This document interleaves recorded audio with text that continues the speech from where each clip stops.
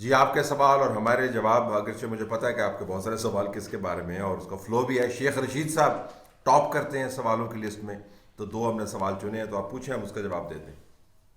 السلام علیکم طلعت بھائی، میرا یہ کوشچن ہے، جیسے آج کچھ وزیروں کے جو ہے وہ ان کی مطلب وزارت چینج ہوئی ہے، جیسے شیخ رشید صاحب کو وزیر داخلہ بنا دیا گیا اور سماعتی صاحب کو شاید ان کو جو ہے وہ وزیر ریل اور اس طرح چینج کیا ہے. تو یہ کیا چینجز جو ہیں وہ ان کی پرفارمنس کی وجہ سے ہے، یا صرف جو ہے یہ پی ڈی ایم کے جلسے کے لیے کوئی خاص اسٹریٹجی کرنے کے لیے شیخ رشید صاحب کو وزیر داخلہ بنایا؟ طلعت بھائی السلام علیکم. میں کراچی سے مسز ممتاز قریشی بول رہی ہوں. مجھے سمجھ نہیں آتا کہ عمران خان کی عقل کہاں چلی گئی ہے. شیخ رشید کو وزیر بنا دیا داخلہ. انہوں نے ریلوے کی وزارت میں کیا کچھ کیا، کس طریقے سے کتنے حادثات ہوئے. شہری ہوا بازی میں جس طریقے سے فلائٹیں یورپی ممالک اور تمام ملکوں میں ہماری ختم ہوئی اور ان کا بیڑا غرق ہوا، آپ جانتے ہیں. مجھے سمجھ نہیں آتا کہ ان کو کیا ہو گیا. اب یہ شیخ رشید صاحب کو اس میں سے بنا دیا، وزارت داخلہ دے دی. اب وہ کیا کریں گے؟ روزانہ لوگوں کو پکڑ دکڑ کریں گے، جیلیں بھریں گے، اور پولیس والوں کو کہیں گے ان کو پکڑو ان کو پکڑو، اور کچھ کام نہیں کریں. جی، دونوں سوال اور اس طرح کے درجنوں دوسرے سوال جو ہیں ایک ہی بات پوچھ رہے ہیں. ایک تو میں آپ کو تھوڑی سی وضاحت کر دوں، میرے خیال میں مجھے اس پہ ٹویٹ بھی کرنا چاہیے کہ پہلے میں نے ٹویٹ کیا کہ Pindi boy does it again, اس وجہ سے کہ پنڈی بوائے کا وہ اصطلاح ہے جو شیخ رشید صاحب اپنے لیے استعمال کرتے ہیں، لیکن اس سے تصور یہ بھی ابھرتا ہے کہ یہ مقتدر حلقوں کے اسٹیبلشمنٹ کے فوج کے بڑے قریب ہیں.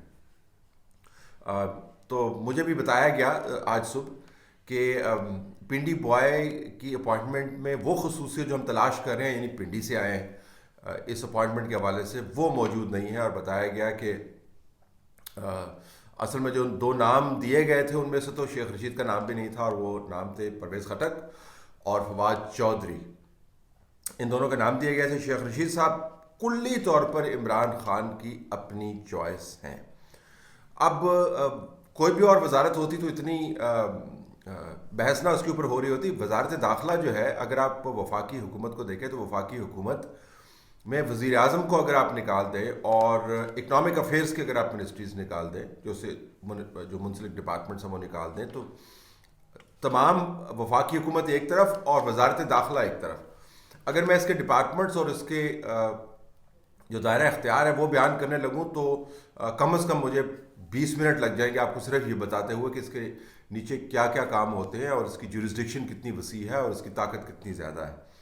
یہاں پر آپ کو دانشمند ترین اور عقل اور انتظامی امور سے واقف شخص جو ہے اس کو تعینات کرنا چاہیے. پالیسی میکنگ اس میں انوالو ہے. مثلا قوم کی جو نیشنل سیکیورٹی پالیسی ہے، جس کو چلے یہ بتا دوں، جو قوم کو اندرونی طور پر تحفظ فراہم کرتی ہے، ساری قوم کی بات کر رہا ہوں میں، صرف اسلام آباد ٹیریٹری کی بات نہیں کر رہا ہوں، وہ وزارت داخلہ کی تابع ہوتی ہے. اور اس کے علاوہ کم از کم جو ہے 15 ڈپارٹمنٹ جو براہ راست اس کے ساتھ منسلک ہیں. رینجرز بھی اس کے نیچے ہیں، کوسٹ گارڈز بھی اس کے نیچے ہیں، لیویز بھی اس کے نیچے ہیں، فرنٹیئر کانسٹیبلری بھی اس کے نیچے ہے. اس کے علاوہ درجنوں اور ڈپارٹمنٹ، اسلام آباد کے پولیس اس کے نیچے ہے ہی، نادرا اس کے ساتھ منسلک ہے. تو میں کیا کیا بتاؤں، لسٹ بڑی طویل ہے. تو توقع یہ کی جا رہی تھی کہ عمران خان صاحب اس اہم ترین منسٹری میں ایسا شخص لگائیں گے جو ان تمام معاملات کے ساتھ ڈیل کرنے کی اگر اہلیت نہیں رکھتا تو واقفیت ضرور رکھتا ہے. شیخ رشید صاحب تمام تر سیاسی تجربے کے اس صفت سے آری ہیں. اب ان کو کیوں لگایا گیا ہے؟ میرے خیال میں عمران خان صاحب کی جو فیصلہ سازی کی قوت ہے اس کے بارے میں پہلے بہت سارے سوال اٹھائے جاتے رہے. لوگ کہتے جی کہ وقت دے دیں، وقت بھی دیا گیا، پھر شواہد اکٹھے ہوتے رہے. لوگ کہتے رہے جی کہ نہیں، شواہد بھی کافی نہیں ہیں. آپ دیکھیں آنے والے دنوں میں اور مزید بہتری آئے گی. فیڈ بیک ہم لے رہے ہیں، لوگوں کی آراء کو ہم پرکھتے ہیں، پروسیس کرتے ہیں. ایک بڑا ہی آپ کو ایک سائنٹیفک قسم کا نظام بتایا گیا، لیکن اس میں سے کچھ نہیں نکلا. شیخ رشید صاحب کی آمد کا واحد مقصد یہ ہے کہ ایک تو عمران خان صاحب کو یہ تسلی رہے گی کہ ان کا دایاں بازو جو ہے وہ شیخ رشید ہے اور جو بایاں بازو ہے وہ شہزاد اکبر ہے. تو اس تسلی کے اندر وہ رہنا چاہتے ہیں, ایک پرسنل کمفرٹ ہے ان کی. دوسرا ظاہر ہے اپوزیشن کے اوپر سخت ہاتھ رکھنے کی بات ہے. اب شیخ رشید صاحب کے پاس یہ بھی کمال نہیں ہے کہ وہ اپوزیشن کے اوپر سخت ہاتھ رکھ پائیں. یہ میں آپ کو بتا دوں کہ شیخ رشید انتظامی طور پر, سیاسی طور پر جتنی مرضی بڑھ کے مارتے ہیں. وہ بہت نرم دل واقع ہوئے ہیں اور بہت مشکل سے وہ مشکل فیصلوں کے اوپر سٹینڈ لے پاتے ہیں, اور جب تک ان کو پیچھے سے سپورٹ نہیں ہونا تو وہ سٹینڈ کبھی خود نہیں لے پاتے. تو بہت سارے ویڈیوز تو آپ کے سامنے آئی. عمران خان کے بارے میں خود کیا کہتے رہے, میں دہراؤں گا نہیں, بہت مرتبہ ویڈیوز چل چکی ہیں. طنز ہے, ان کے نام کو بگاڑنا ہے, ان کو چپڑاسی تک نہ رکھنے کی باتیں ہیں, اور بھی بہت ساری باتیں ہیں. شیخ رشید تو ان کا خاص تختہ مشق رہے ہیں, تو اس کے باوجود ان کو فائز کر دیا. میرے خیال میں بہت غلط فیصلہ ہے, سمبولیکلی بہت غلط فیصلہ ہے. بین الاقوامی طور پر جو اس کے اوپر اندر خانے جو فیڈ بیک آئے گی وہ بھی کوئی اچھی نہیں ہوگی. وہ تمام گروپس جن کو حکومت اور ریاست پاکستان نے بین کیا ہوا ہے, شیخ رشید صاحب ان سے منسلک رہے ہیں. نظریاتی طور پہ بات کر رہے ہیں, یہ نہیں کہ ان کے ممبر رہے ہیں, نظریاتی طور پر ان سے منسلک رہے ہیں. وہ باتیں کرتے رہے ہیں جو ریکارڈ کا حصہ ہیں, جو آج کل ریاست پاکستان کی اپنی پالیسی کے تحت مکمل طور پر ریاست کے انٹرسٹ کے خلاف جاتی ہیں. وہ بہت بڑی بڑی جو انٹرنل ایشوز ہیں ان کی جو خاص گہری گرہیں ہیں ان کو نہیں کھول پائیں گے, جس کا تعلق اندرونی دہشت گردی سے ہے, جس کا تعلق فائنینشیل ایکشن ٹاسک فورس سے ہے, جس کا تعلق نیشنل ایکشن پلان سے ہے. تو ایک چیز نہیں ہے. تو عمران خان صاحب نے یہ دوبارہ ثابت کر دیا کہ ان کو کچھ نہیں چاہیے کسی بھی منسٹر سے, اگر وہ منسٹر ان کے اپوزیشنز کے جو فیورٹس ہیں ان کی ایسی کی تیسی کرتا ہے. تو عمران خان نے جو گورننس ہے اس کا معیار بڑا سمپل سا رکھ دیا. آپ جتنی گالی نکالیں گے اتنے ہی اہم عہدوں کے اوپر آپ فائز رہیں گے. آپ ویسے آپ جتنے مرضی کمپیٹنٹ ہوں, آپ کو آپ کی ضرورت جو ہے عمران خان کی نظر میں زیادہ نہیں ہے. یہ فیصلہ سازی اور ٹیم سلیکشن کا وہ عمل ہے جو سیاستدانوں کے گلے پڑ جاتا ہے, اور عمران خان صاحب کو اس کا خیال ہونا چاہیے. نہیں خیال رکھ رہے ہیں. السلام علیکم. پہلے تو طلعت صاحب آپ نے جو ایک اصول پسندی کا سفر شروع کیا تھا تنہا, اللہ تعالیٰ آپ کو اس میں کامیاب کرے. اب تو آپ کسی کی ہٹ لسٹ میں بھی آ گئے ہیں, سر فہرست ہیں آپ. تو وہ کیا کہتے ہیں کہ پورے شہر کو کھٹکتا ہے, یقیناً وہ شخص سچا ہوگا, اور یقیناً آپ سچے ہیں, اور تاریخ کے سیدھے ہاتھ پہ آپ کھڑے ہیں. اللہ تعالیٰ آپ کو اس میں کامیاب کرے. میرا آج کا سوال جو ہے وہ آپ سے یہ ہے, کیونکہ میں آپ کے بڑے پروگرام بھی دیکھتا ہوں, کوئی آج تک مس نہیں کیا. تو ایک سوال میرا ایسا ہے جس کی مجھے آج تک سمجھ نہیں آئی.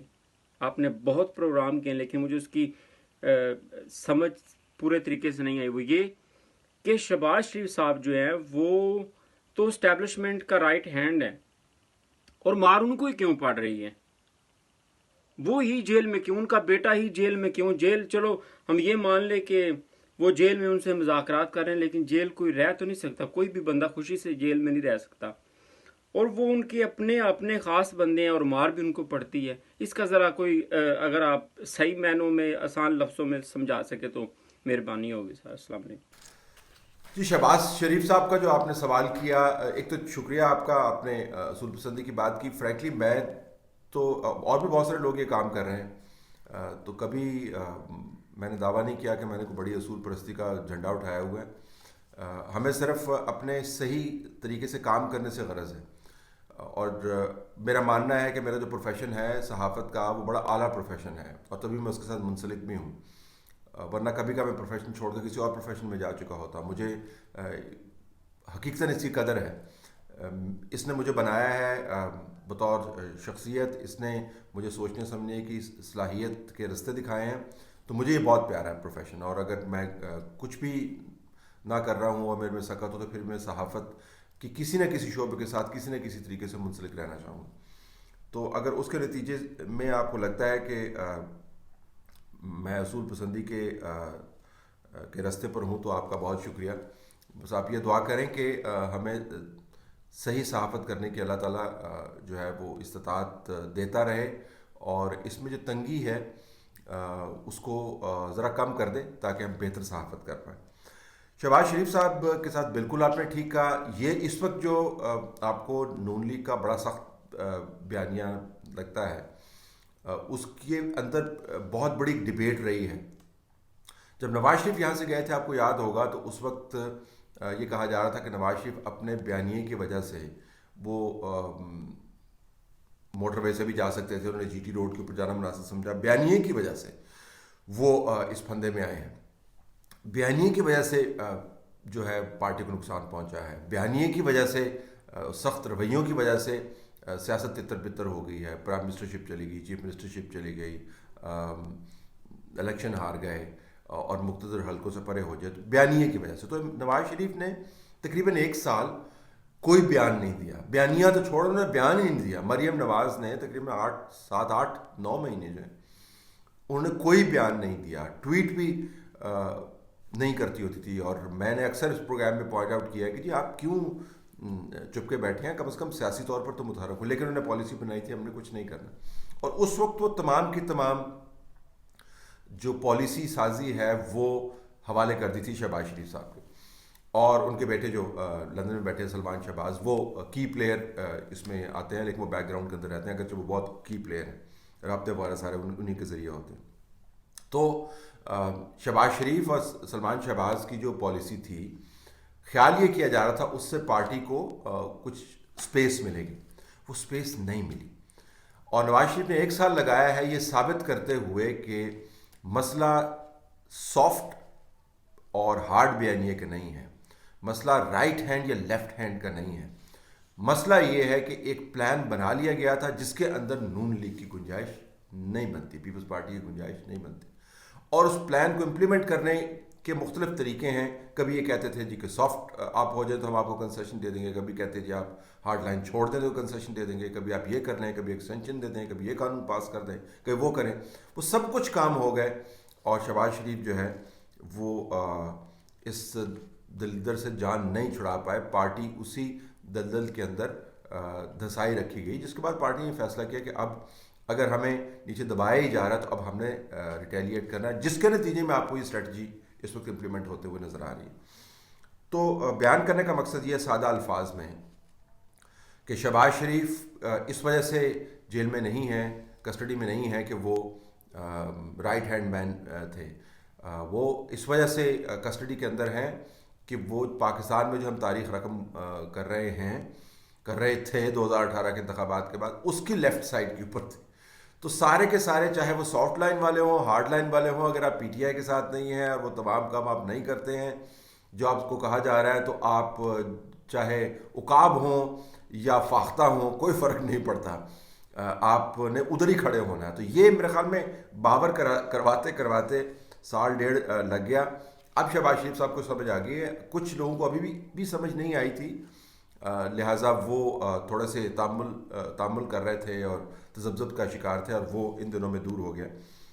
اور یہ بھی لوگوں نے دیکھا ہے کہ یہ جو پالیسی تھی یہ بیک فائر اس نے کیا. آپ جب اس حد تک آپ گر جائیں کہ جس جگہ سے آپ کے اوپوننٹس کھانا کھا رہے ہیں اس ہوٹل کے اوپر مقدمے آپ کرنے شروع کر دیں, تو اس سے آپ کو پتہ چلے گا کہ کتنے نچلے لیول کے اوپر یہ آپریٹ کر رہا ہے سسٹم. تو جب آپ اتنے نیچے لیول کے اوپر آپریٹ کر رہے ہوتے ہیں تو کوئی گنجائش نہیں بنتی کہ آپ بات چیت کے ذریعے اور جھک کر سلام کرنے کے توسط آپ اپنے آپ کو بچا پائیں. تو یہ ہوا اصل میں شہباز شریف کے ساتھ. مجھے خیال تھا کہ ان کا مسئلہ سافٹ اور ہارڈ لائن کا, سافٹ اور ہارڈ لائن کا نہیں ہے. السلام علیکم طلعت بھائی, میرا تعلق راولپنڈی سے ہے. میرا آپ سے ایک کوشچن ہے, لیکن اس سے پہلے مجھے آپ کو ایک بات ریمائنڈ کروانی تھی. آپ نے الیکشن سے پہلے ایک پروگرام کیا تھا جس میں آپ نے پورے پاکستان کے وزٹ کیے تھے, ہر جگہ کے وزٹ کیے. میں نے آپ کے سارے پروگرام دیکھے تھے, اور میں آپ کا کیونکہ شروع سے ڈائیٹ فین ہوں, ابھی بھی ہوں, اور انشاءاللہ آئندہ بھی رہوں گا. اور آپ نے سب سے آخری پروگرام آئی گیس وہ بلوچستان میں، تو اس میں آپ نے ایک بات کہی تھی، آپ نے کہا تھا کہ کہیں ایسا تو نہیں ہے کہ آپ کے سارے کے ساری جو ایفرٹ ہے وہ بیکار میں چلی گئی ہے. اس میں شوق اس طرح سے لگا تھا کہ میں نے اسے یہ میسج لکھا تھا جیسے آپ انڈائریکٹلی بتا رہے ہیں کہ یہ سارے کے سارے الیکشن پری پلانڈ ہے. آپ کو کیسے اندازہ ہو گیا کہ یہ سب چیزیں اس طرح سے؟ اور کیونکہ اور ویسے بھی کوئی اگر آپ ڈائریکٹ بات کرتے تو ہم کہتے ہیں اندازت کریں، بلکہ یہ آپ کی آبزرویشن تھی اور آپ نے ایک کمپلیٹ وزٹ کرنے کے بعد فائنل کنکلوژن کر کے یہ بات کی تھی. اور ایک تو یہ بات، اور دوسرے طلعت بھائی آپ کو ایک ایڈوائس کرنی تھی، کرونا بہت پھیل رہا ہے، اپنا بہت خیال رکھا کریں، اور کبھی کبھی ٹیسٹ میچ کھیل لیا کریں. آپ بہت زیادہ T20 اور ون ڈے کھیلتے ہوتے ہیں، اور آپ کو پتہ ہے کہ جتنا زیادہ چھکے چوکے مارتا ہے کرونا ان کے لیے بڑا سخت ہوتا ہے، کیونکہ آپ ہمیں بہت زیادہ عزیز ہیں. اور اللہ پاک آپ کو لمبی زندگی دے. آپ کی باتیں ہماری بہت زیادہ افیکٹ کرتی ہیں، اور تھینک یو سو مچ. اللہ سب کو سلامت رکھے جی. ہماری بھی دعائیں آپ کے ساتھ ہیں. ایمان کے دو بہت سے حصے ہیں، لیکن بڑا اہم حصہ ہے. ایک تو جو رات قبر میں ہے وہ باہر نہیں ہے، آپ لگا لیں زور، وہ باہر نہیں ہے. اور دوسری بات یہ ہے کہ جو حساب کتاب بعد میں ہونا ہے وہ اس حساب کتاب کی نسبت جو ہے نا بہت کڑا ہے. یہ تو کچھ بھی نہیں ہے. یہ تو بڑے بڑے ترم خان آئے اور چلے گئے. کسی نے کوئی 10 سال پہلے چلا گیا، کوئی 10 سال بعد میں چلا گیا، تو اس سے کوئی فرق نہیں پڑتا. میں افغانستان گیا ہوا تھا، کابل، وہاں پہ میں ظہیر الدین بابر کی قبر کے اوپر کھڑا ہو کے فاتح کر رہا تھا اور سوچ رہا تھا. مغلیہ دور جو ہے میرے لیے بڑا مجھے فیسنیٹ کرتا ہے. میں بہت پڑھتا ہوں، وزٹ بھی کرتا ہوں. تو جب میں وہاں پہ گیا تو میں نے قبر پہ کھڑے ہو کے دیکھا تو کیا کیا لوگ تھے جو چلے گئے دنیا سے، کیا کیا انہوں نے امپائرز بنائی تھیں، کیا کیا ان کی فتوحات تھیں، کیا کیا نام تھے. تو آخر میں سب میں ادھر ہی پڑے ہونے. تو اگلے جان کی فکر کرنی چاہیے، ادھر کی کوئی اتنی فکر نہیں ہے، لیکن زندگی سے محبت بھی کرنی چاہیے. لہٰذا آپ کی دعائیں جو ہیں وہ بہت اہم ہیں. اب آئیں اس کے اوپر جو آپ نے مین سوال کیا.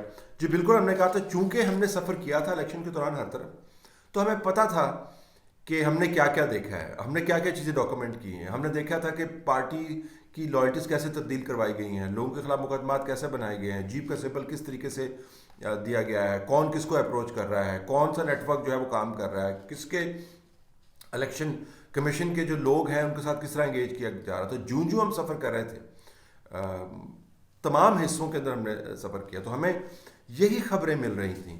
لوگ اندر خانے بتا رہے تھے. اور جب آپ لوگوں کے ڈیروں کے اوپر جاتے ہیں، جب آپ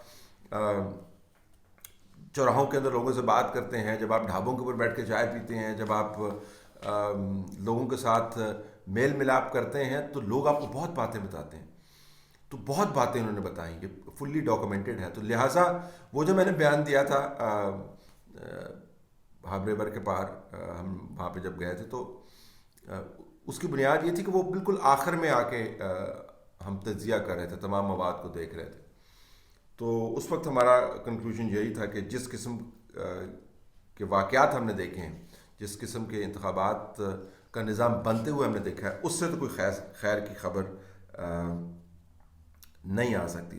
تو اس وجہ سے میرے خیال میں ہم نے یہ بات کی. اور آپ کو یاد رہے گی، یہ بڑی بات ہے، اس سے آپ کو پتہ چلتا ہے کہ جو ویور ہے اس کی جو میموری ہے وہ کتنی شارپ ہے، وہ بھولتا نہیں ہے باتوں کو. تو جب یہ لوگ سمجھتے ہیں کہ ہم بار بار جھوٹ بول کے لوگوں کا دماغ خراب کر دیں گے، تو خاص حد سے زیادہ وہ نہیں خراب کر پاتے. تو لوگوں کو یاد رہتی ہے بات. تو سلام ہے آپ کو کہ آپ نے یاد کیا ہے اور یاد رکھا ہے اس بات کو. اتنی دیر ہو گئی اور آپ نے وہ جملہ بھی یاد رکھا ہے. تو اس سے بڑی خوشی ہوئی ہے کہ ہماری جو نیشنل پولیٹیکل میموری ہے وہ اتنی شارٹ نہیں ہے، جس سے ہماری بچت بھی ہوتی ہے. تبھی تو ہمیں چیزیں یاد رہ جاتی ہیں. اگر یاد نہ ہو تو پھر تو ہمارے ساتھ وہ ہاتھ ہوں کہ یہ جو ہمارے ساتھ آج کل ہاتھ ہو رہے ہیں یہ ہمیں بڑے اچھے لگنے لگے. Talat sahib, I am doctor Shahnaz from Islamabad. میرا سوال یہ ہے کہ عمران خان صاحب، سب کو پتہ ہے کہ پہلے شروع کے دنوں میں فوج کے خلاف کھلم کھلا باتیں کیا کرتے تھے، اور یہ سب چیزیں ریکارڈ پہ موجود ہیں، کوئی بھی دیکھ سکتا ہے. اور ہم نے پچھلے وقت میں یہ دیکھا ہے، جب سے الیکشن ہوئے ہیں تب سے تواتر سے دیکھا ہے اب تک، عمران خان صاحب اپنی ہر کہی ہوئی بات سے پیچھے ہٹ گئے ہیں، یو ٹرن لے لیا ہے. سوال میرا یہ ہے کہ آپ کو کیا لگتا ہے کہ یہ اتنے بھولے بھالے اور سیدھے سادے ہیں کہ حکومت میں آ کے بری طرح پھنس گئے ہیں اور ان کو اسٹیبلشمنٹ کا ایجنڈا فالو کرنا پڑ رہا ہے، یا آپ کو لگتا ہے کہ یہ ایک پری پلانڈ ہے، یا ایک تیسری جو نقطہ ہے وہ تیسرا نقطہ یہ کہ یا یہ انٹرنیشنل لابی کا حصہ تو نہیں ہے؟ آپ کا تجزیہ اس بارے میں کیا کہتا ہے؟ میں انٹرنیشنل لابینگ سے انکار نہیں کرتا ہوں. میں یہ مانتا ہوں کہ من پسند کی قیادت کو لانے میں انٹرنیشنل لابیز بڑی کامیاب ہوتی ہیں، اور بعض ممالک کے اندر، ہمارے ملک کے اندر شاید وہ کامیابی جو ہے ہماری اپنی خطاؤں کی وجہ سے زیادہ فیسیلیٹیٹ ہو جاتی ہے. میں یہ بھی مانتا ہوں کہ انٹرنیشنل لابیز کا انٹرسٹ ہوتا ہے بعض لوگوں کے ساتھ، لیکن میں یہ ماننے کو تیار نہیں ہوں کہ جو بھی پاکستان کے اندر ڈیولپمنٹس ہوتی ہیں اس کے پیچھے بین الاقوامی طور پر کوئی سازش ہوتی ہے. دیکھیں، عمران خان کی جو پالیٹکس ہے وہ ایک بڑے ہمیں ایڈمٹ کرنا چاہیے ایک تگڑی پالیٹکس رہی ہے. ابھی بھی ان کی پارٹی کا ورکر جو ہے وہ تمام تر دھچکوں کے باوجود ان کے ساتھ کھڑا ہے. ٹوٹ پھوٹ بھی کافی ہوئی ہے، کریڈیبلٹی بھی لوز کی ہے، لیکن ابھی تک ان کے ساتھ پارٹی کا ورکر کھڑا ہے. ان کی پارٹی کا سٹرکچر موجود نہیں ہے بدقسمتی سے جس طریقے کی پارٹی بننی چاہیے تھی. ان کی پارٹی کے اندر وہ بحث کی گنجائش موجود نہیں ہے. ان کی پارٹی اپنے اہداف سے ہٹ گئی ہے. اس میں پارٹی کا قصور نہیں ہے، ووٹ بینک موجود ہے، کمیٹڈ ووٹر بھی موجود ہے. نمبرز یقیناً کم ہوئے ہوں گے. جو کارکردگی ہے اس نے لوگوں کو بہت مایوس بھی کیا ہے، اور لوگوں کی مایوسی جو ہے وہ بٹن کے ذریعے درست نہیں ہو جاتی، وہ پھر لانگ ٹرم اس کے ڈیمیج ہوتے ہیں. تو یہ ہمیں نہیں کہنا چاہیے کہ عمران خان جو ہے وہ کسی اسٹیبلشمنٹ کے انٹرنیشنل اسٹیبلشمنٹ کا کوئی ایجنڈا فالو کر رہے ہیں. اپنی اسٹیبلشمنٹ کا ایجنڈا جو ہے وہ کیا تھا؟ وہ یہی تھا 2018 کے انتخابات کے بعد کہ کسی طریقے سے ایک نیا سیاسی چیپٹر ہم کھڑا کریں اور اس چیپٹر کو اتنا پھیلائیں کہ وہ پوری کی پوری کتاب بن جائے اور پرانے جتنے ابواب ہیں ان کے الفاظ مٹ جائیں اور پھر لوگ بھول جائیں. اتنی زبردست کارکردگی ہو. ان تمام مفروضوں میں سے کچھ بھی نہ بنا. تو جو اس وقت کے ایجنڈے کی ریکوائرمنٹ تھی اس کے تحت بہت ساری ایگزمپشنز دی گئی. تو این آر او تو اصل میں یہاں پہ دیا گیا. کوئی پرانا بیان جو ہے اس کو ان کے خلاف استعمال نہیں کیا گیا. کوئی اسٹیٹمنٹس جو ہیں وہ ان کو نظر انداز کر دیا گیا. کوئی پلان یہ کیا گیا تھا 2018 کے بعد کہ چلیں ٹھیک ہے، ماضی مجھے کہتا رہا، اب اچھا بچہ بن گیا، اب نہیں کہے گا. اگر آپ نہیں کہے گا تو ہمیں قابل قبول ہے.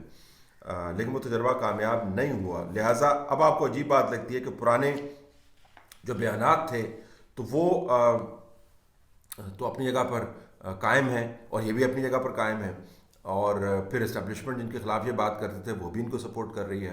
تو اس کی کیا وجہ؟ اس کی وجہ یہ ہے کہ 2018 کے انتخابات میں جو پلان بنا تھا اس کے اندر یہ ایگزمپشن کریٹ کی گئی تھی کہ جی ٹھیک ہے، پرانی باتیں ان کی بھول جاتے ہیں، نئی باتیں یہ اچھی کرے گا تو اس کے بعد ایک نیا پاکستان بن جائے گا. سادہ الفاظ میں یہ تھا، نہیں ہوا.